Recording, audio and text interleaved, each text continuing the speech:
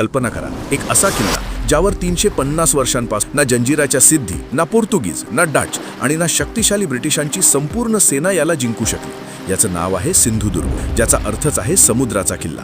अरबी समुद्राच्या मध्यभागी मालवण किनाऱ्यापासून दूर 48 एकरच्या कुर्टे बेटावर उभा असलेला हा भारतातील एकमेव असा नौदल तळ आहे जो उसळत्या खाऱ्या पाण्याच्या मध्ये बांधला गेला आहे। 1664 साली जेव्हा ह्या उघड्या खडकावर याची पायाभरणी झाली तेव्हा कोणाला माहीत होतं की हा परकीय शक्तींसाठी सर्वात मोठा काळ ठरणार आहे।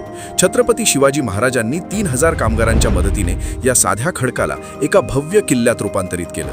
हा किल्ला बांधताना समुद्राच्या लाटांपासून संरक्षणासाठी याच्या पायामध्ये 73,000 किलो शुद्ध वितळलेलं शिसं ओतलं गेलं। दगड जोडण्यासाठी सिमेंट नाही तर चुना, गूळ आणि शिसं यांचं एक असं रासायनिक मिश्रण वापरलं गेलं जे 350 वर्षांनंतरही खाऱ्या पाण्याच्या गंजाला हरवत आहे। याच्या 30 फूट उंच आणि 12 फूट जाड भिंती अगदी सरळ नाहीत, त्यांना झिगझॅग पॅटर्नमध्ये बांधलं गेलं आहे, जेणेकरून जेव्हा समुद्राच्या लाटा त्यांच्यावर आदळतात तेव्हा त्या शॉक ॲब्झॉर्बर सारखं काम करतात। 42 बुरुजांवर भारी तोफा तैनात होत्या, पण सर्वात मोठा फसवा भाग होता याचा मुख्य दरवाजा, दिल्ली दरवाजा। इतक्या चतुराईने तो 2 भिंतींच्या मध्ये लपवला गेला होता की शत्रूला 50 मीटर अंतरावरूनही रस्ता कुठे आहे हे समजत नव्हतं।